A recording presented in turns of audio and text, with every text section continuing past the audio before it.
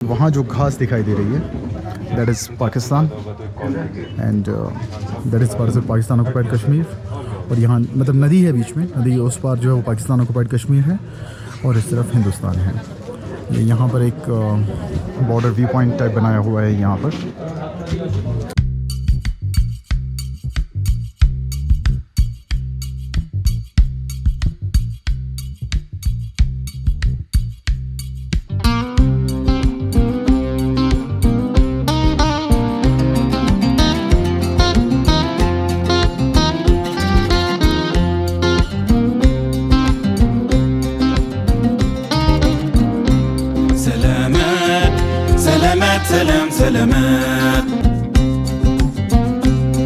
Morning everyone, we are in Hundar and it's a beautiful morning with some really amazing views all around. मौसम अभी तक खुला नहीं है, अभी भी चारों तरफ बादल छाए हुए हैं।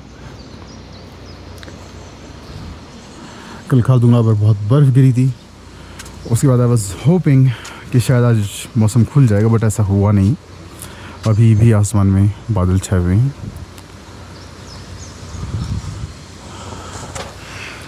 अभी आधे पौने घंटे पहले तक थोड़ी धूप थी, बट उसके बाद फिर से बादल उठ गए। आई गेस 1-2 दिन लगेंगे इसको साफ़ होने में। Anyway, our plan for today is to go to Turtuk और Turtuk, both are the same place. I've been there before. This is my third visit to Turtuk. I've stayed there for a couple of nights before. तो इस बार रात को रुकेंगे तो नहीं वहाँ पर। अभी सुबह के 7:30 पौने 8 के आसपास बचे हैं। We'll reach Turtuk. We'll spend some time there. And उसके बाद फिर शाम को we'll go to Diskit, see the Diskit Gompa. And उसके बाद फिर we'll come back to शाम तक 7-8 बजे तक हुंदर वापस आ जाएंगे। That is the plan for today.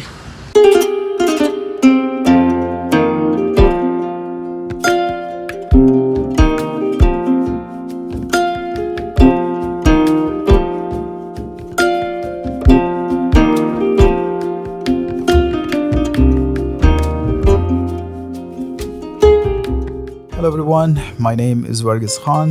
This is day 29 of our road trip to Ladakh, and the destination today are the villages of Turtuk and Thang. ये दोनों गांव बॉर्डर एरिया के काफ़ी नज़दीक हैं, जिसकी वजह से यहाँ पर कुछ साल पहले तक टूरिस्ट्स को अलाउ नहीं किया जाता था। पहले हुंदर के आगे टूरिस्ट को नहीं जाने देते थे, बट फिर उसके बाद टुरटुक तक सड़क खोल दी गई एंड अभी 2 साल पहले ही पूरा थांग तक रोड को ओपन कर दिया गया है and tourists can travel all the way to Thang village. ये पूरा जो रूट है, जब आप नुब्रा वैली में एंटर करते हैं तो वहाँ से पहले आप पहुँचते हैं डिस्कीट, उसके बाद हुंदर, उसके बाद थॉइस जो कि एक आर्मी ट्रांसिट कैंप है, उसके बाद स्कुरू, फिर बोगडांग एंड फाइनली आप पहुँचते हैं टुरटुक। टुरटुक से आगे तकरीबन 10 किलोमीटर बाद पड़ता है थांग विलेज, जहाँ पे आकर सड़क ख़त्म हो जाती है। When you are in Thang village you are literally at the line of control between India and Pakistan. वहाँ से आपको जो Pakistan side of the village है वो साफ नज़र आता है। इनफैक्ट वहाँ पर एक LOC व्यू पॉइंट भी बना हुआ है, जहाँ पर लोकल्स ने कुछ टेलीस्कोप वगैरह अरेंज किए हुए हैं that tourists can use to get a glimpse of the Pakistan side of the village. ये पूरा रूट डिस्कीट से लेकर टुरटुक और उसके बाद थांग तक it is about 100 kilometres in distance and you need an entire day to cover this, जो कि हमारा भी आज का प्लान है कि हम लोग टुरटुक और थांग तक जाएंगे एंड उसके बाद will come back to Hunder by evening. Now we are on the road to Turtuk. हमने पीछे भी थॉइस क्रॉस किया, उसके बाद हम लोग बढ़ रहे हैं चांगमार की तरफ। चांगमार के बाद बोगडांग एंड उसके बाद Turtuk. Road is superb, the drive is very smooth and views are amazing.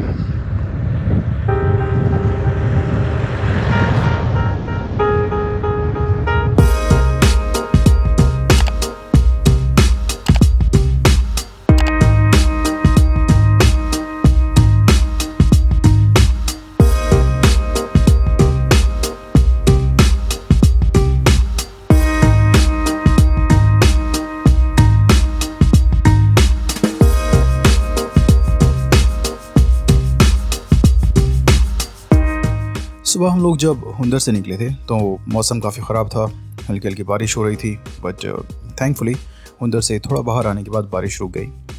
The views were simply outstanding. बीच में कई छोटे छोटे गांव पड़ते हैं जिनको क्रॉस करते हुए हम लोग फाइनली पहुंचे शोक वॉर मेमोरियल।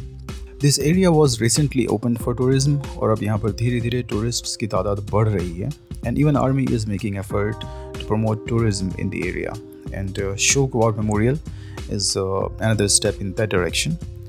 वॉर मेमोरियल से थोड़ा सा पहले एक पुलिस चेक पोस्ट पड़ती है जहाँ पर आपको सबसे पहले अपने नाम की एंट्री करनी पड़ती है, अपने परमिट्स दिखाने पड़ते हैं और उसके बाद ही आपको आगे अलाउ किया जाता है। चेक पोस्ट के बिल्कुल सामने एक आर्मी कैंटीन है where we took a break to get something to eat. This place is amazing. The vibe of the place, I mean, very lively environment and amazing food. If you are coming on this route, you just cannot miss a break here. यहाँ रुकना, specially यहाँ के समोसे और soup try करना, mind blowing, simply mind blowing. We had samosas, we had soup, Maggi खाई, चाय P, actually सुबह जलेबी भी खाई थी, जलेबी भी मिलती है यहाँ पर. Amazing. Everything is so delicious. Even the environment of the place is very lively. अगर इस तरफ आ रहे हो, stop here for a minute, take a break, get something to eat and enjoy the place.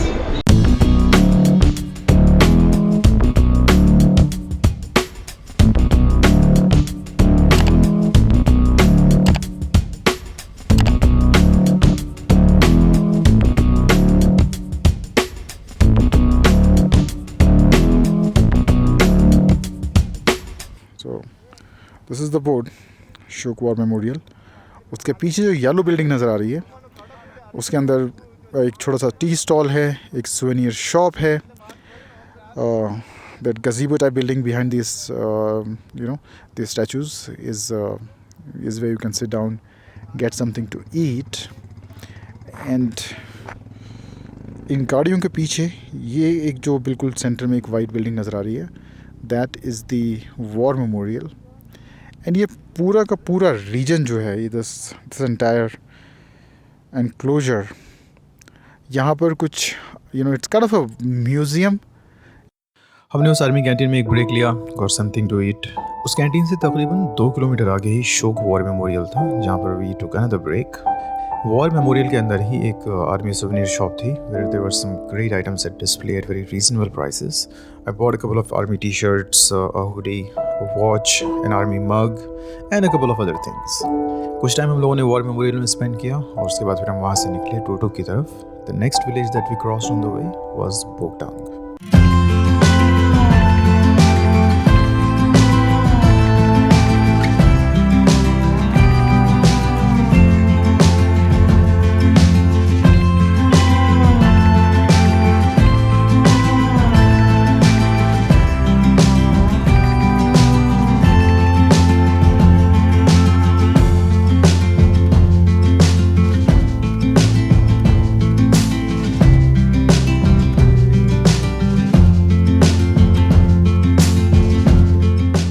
The condition of the road on this entire stretch is excellent. बीच में कुछ एक दो ख़राब stretches हैं, but for most part of it is a tarred and smooth road and the journey remains enjoyable. कहीं भी बीच में कोई steep downhill या फिर climb नहीं है and तकरीबन पूरा ही 100 किलोमीटर आप शोक रिवर के साथ साथ ट्रैवल करते हैं. हम लोग सुबह तकरीबन 9 बजे हुंदर से निकले थे and after a drive of 4 hours we finally reached Turtuk village at around 1 PM. Turtuk गांव बेसिकली 3 हिस्सों में बटा हुआ है. पहला हिस्सा तो है छोटांग जो कि सड़क के बिल्कुल साथ ही लोकेटेड है. That is the part that we are driving through right now. बाकी 2 हिस्से यूल और फरोल थोड़ा सा ऊंचाई पर लोकेटेड हैं. वहाँ जाने के लिए आपको मेन रोड से और लेफ्ट साइड मुड़ना पड़ता है, थोड़ा सा फिर ड्राइव करनी पड़ती है. And then you also have to walk a little bit to reach those 2 parts of the village. अब हम लोग टुरटुक पहुँचे. So we started thinking कि अब आगे क्या करना है. अभी रुक कर टुरटुक घूमें या फिर पहले फ़िलहाल सीधा थांग ही चलें और वापस आते हुए टुरटुक कवर करें. वी डिसाइडेड कि पहले सीधा थांग ही चल लेते हैं एंड वहाँ पर कुछ टाइम स्पेंड करेंगे एंड देन फिर वापस आते हुए we will visit Turtuk village and उसके बाद शाम तक हम लोग हुंडर पहुँच जाएंगे.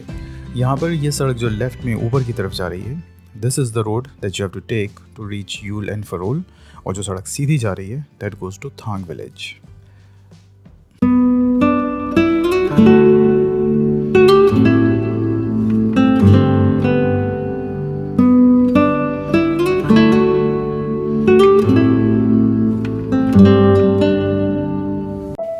टुरटुक के बाद we continue driving along the Shyok river for about 4-5 kilometres और फाइनली हम लोग पहुँचे त्याक्षी विलेज। त्याक्षी में एक आर्मी चेक पोस्ट है जहाँ पर आपको रुकना पड़ता है, अपने नाम की एंट्रीज एक रजिस्टर में करनी पड़ती हैं, अपना आधार कार्ड दिखाना पड़ता है एंड उसके बाद ही आपको आगे जाने दिया जाता है। We also stop there, made entries of our names in a register and उसके बाद फिर वी कंटिन्यूड आवर जर्नी।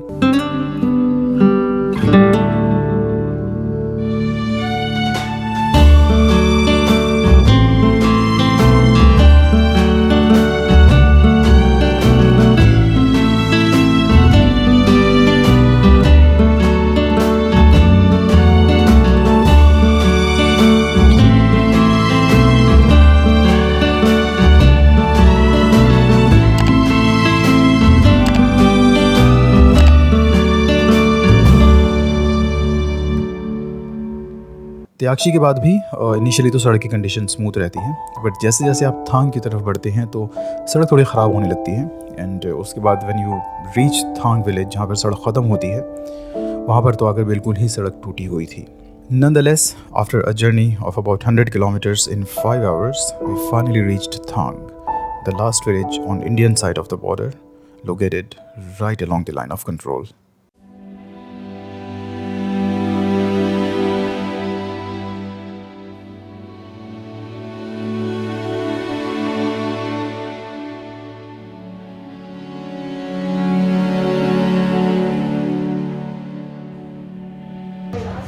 हम लोग खड़े हैं इस वक्त थांग विलेज में और ये मेरे पीछे वहाँ जो घास दिखाई दे रही है that is Pakistan and that is Pakistan occupied Kashmir.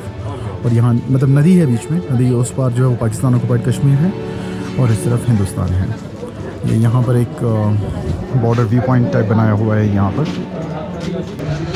1971 के वॉर से पहले ये थांग विलेज और वो जो पीछे है उसका गाँव का नाम है फ्रनो विलेज जो पाकिस्तान की तरफ है।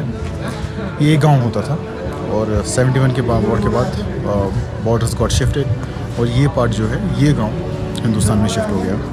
अभी मैं यहाँ से बात कर रहा था, यहाँ तकरीबन पूरे ही गांव के जो लोग हैं उनके रिलेटिव्स आधे इधर हैं और आधे उधर हैं और यहाँ से मतलब कोई कम्युनिकेशन नहीं लोगों के बीच में। काइंड ऑफ हर्ट्स राइट, मतलब फैमिलीज हैं divided by border, divided by politics of all of it.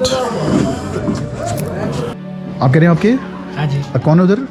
मेरा ताया जी है और फूफी है जी। हमारे सारे पूरे उधर ही है सर। उधर ही है, उधर ही रह गए जी। और आप इस तरफ रह गए? हाँ जी। हमारा पापा जी इधर रहे थे 71 का जो वॉर हुआ था उस टाइम पे मेरे पापा जी इधर बैठे थे। तो मेरे पापा जी इधर अपने इंडिया में ही शादी किया था तो मेरा 78 का पैदाइश है। अच्छा जी जी। तो इधर रह गए। अच्छा, आपकी पैदाइश इंडिया में ही हुई? जी जी। मतलब कितना पास कितना दूर? जी सर बस यही सामने ही है। बातचीत वगैरह भी नहीं होती? कुछ कम्युनिकेशन नहीं ना, बिकॉज बातचीत भी अलाउड नहीं होगी यहाँ, तो आप उस तरफ बात कर सकें किसी से? नहीं है ना, सरहद एक लकीर खींची सब बदल गया, जिंदगियाँ बदल गई। जी सर। तभी यहाँ जो टूरिज्म स्टार्ट हुआ है इसके बाद तो माशाल्लाह काफ़ी आपका लाइवलीहुड वगैरह काफ़ी इम्प्रूव हो गया ना। We spent some time in Thang and then started on our way back. Our next destination was Turtuk. I'll see you guys in the next video. Thank you for watching.